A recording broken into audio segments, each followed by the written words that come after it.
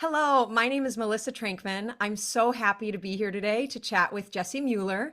You can read more about her in Volume 81, Issue 5 of the Vocal Point column in the Journal of Singing. That's the May-June 2025 issue. Hello, Jessie. I'm so thrilled to get a chance to talk with you. I'm actually a really big fan of your singing. Oh, that means a lot coming from a vocal teacher. Sometimes I'm like, oh my God, I'm going to talk to a vocal teacher. What are they going to?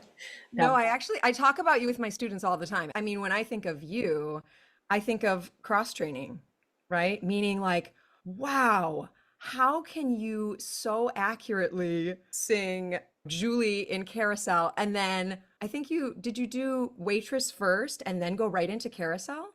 Yes, I had a break though in between those, but Yeah. yes, if they were happening at the same time, I would have had a lot more trouble. I feel like I work on sort of one specialty and I kind of like changing it up. I feel like it's good for my voice, it's good for my brain, it's good for my spirit.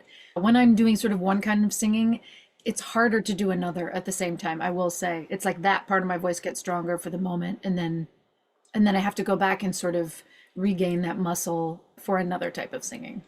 But then again, I saw your concert at the Wallace last year, and Oh yeah. you did all of it. You did every single style in that one. Well, I guess so. Yeah. Right. One night is different than 8 times a week, 2 hours, and then you get to rest. It's easier. But it's a bit of a marathon doing shows like that where the vocal stylings are kind of all over the place. It's really fun, but I'm tired after something like that. Yeah. Yeah, I can imagine. Yeah, that's a And I lot know of. you do a lot of study on vocal fatigue and stuff too, right? Yeah, yeah. Wow. Yeah. Thanks for looking. You're like one of the only No, people. I did. I was like, well, I gotta know. And I found that so interesting because I come from a family of performers and so many of my friends are performers and we talk about fatigue a lot. I Yes. will be honest.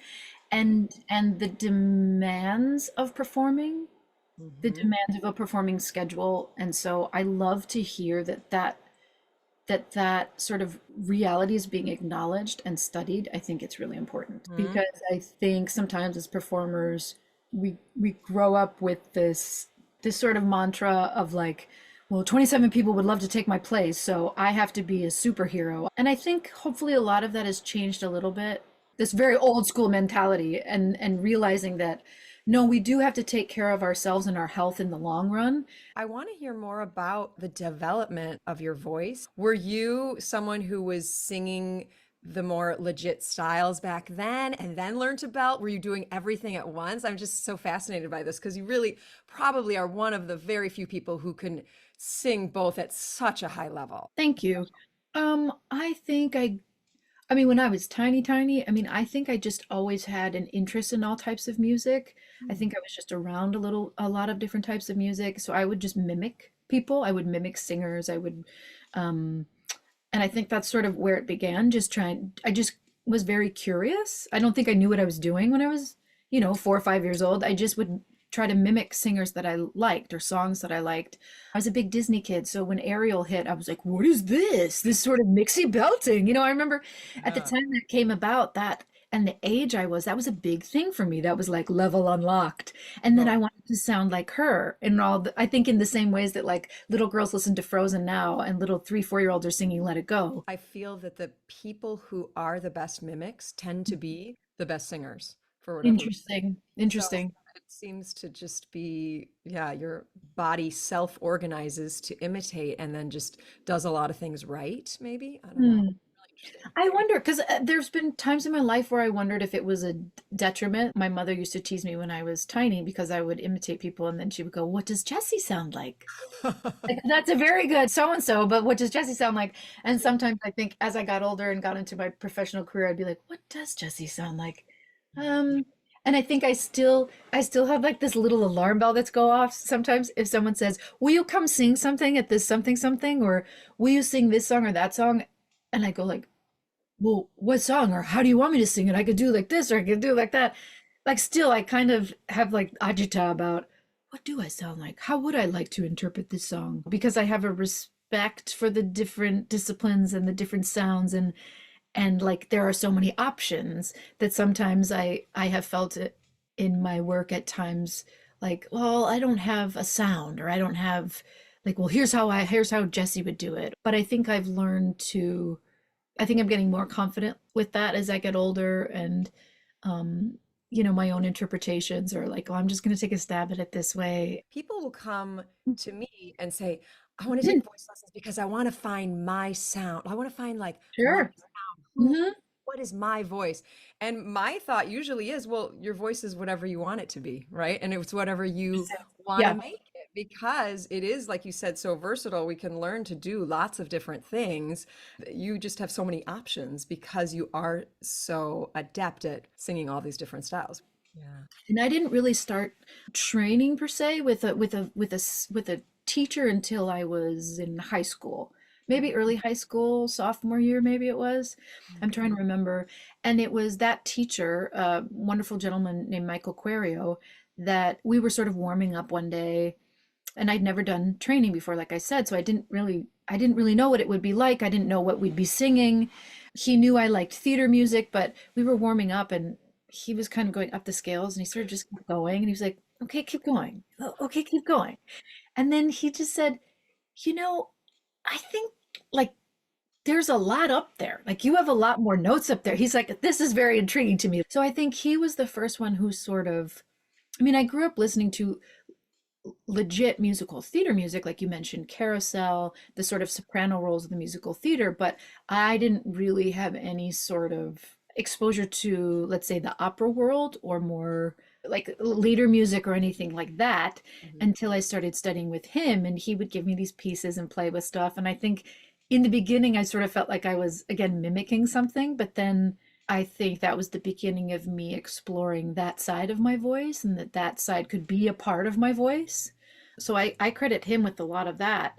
And then, sort of as I kept going, I studied in college again with really wonderful singers, a lady named 𝘠𝘪𝘯𝘨𝘪. And I just felt like it was such a blessing. I was so fortunate to get paired with her because she liked all different kinds of disciplines of singing. Mm. She taught me legit, but she studied jazz and sang jazz.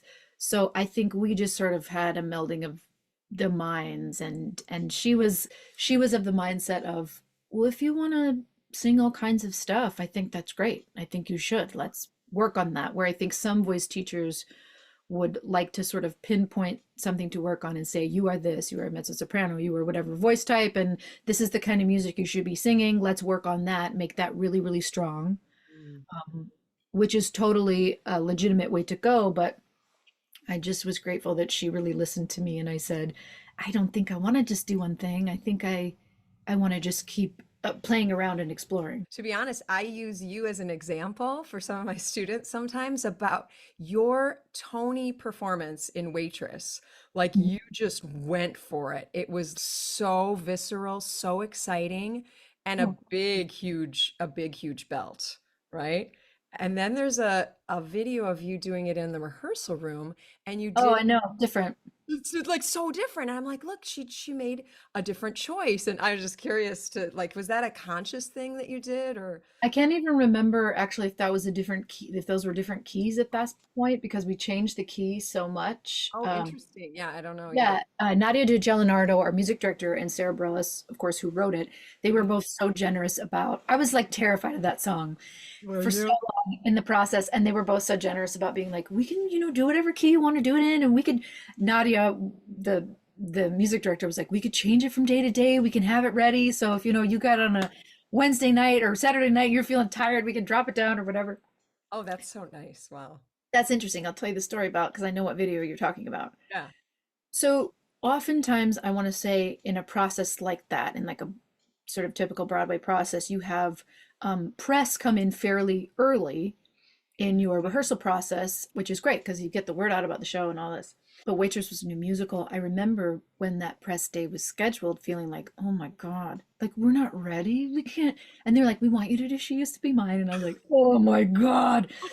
Wow. I think the team was concerned because I was struggling a little bit with the song and vocally fatigued and trying to figure it out. I think the team was slightly concerned about me. So they recommended a vocal coach. So I had gone in and was doing some vocal coaching on top of our rehearsal time.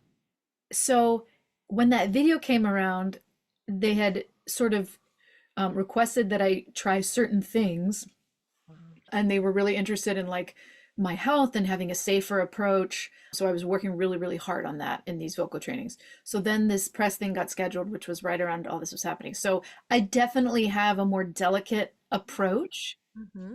because that's what was being asked of me. That's how I was being directed at that point, which Right. is hilarious because then also shortly after that, somebody was like, I feel like it's missing some bite, and I was like, mm-hmm.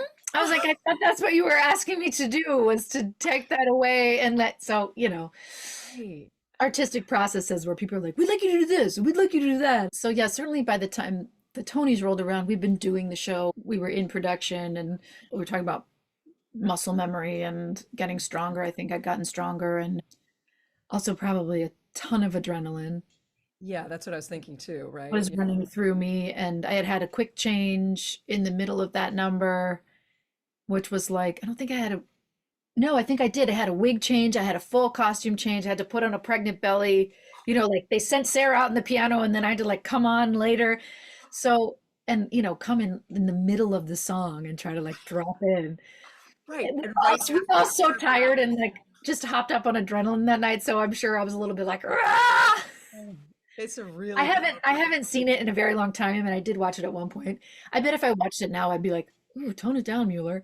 But sure, you can see different performances of the same number. right. And like that you have that in your back pocket for the night of the Tonys, right? When you want to just like really go for it. But then maybe you might do something different if you Sure. were, you had another option in your back pocket for And I something that, think and I think you personally, I think you kind of have to have that because we were talking about taking care of yourself and longevity and that's technique. You have to know when you can kind of like crank it up to 11 and when you're like, I need to stay at an 8 right now. I need to act 11 and sing at an 8. You know what I mean?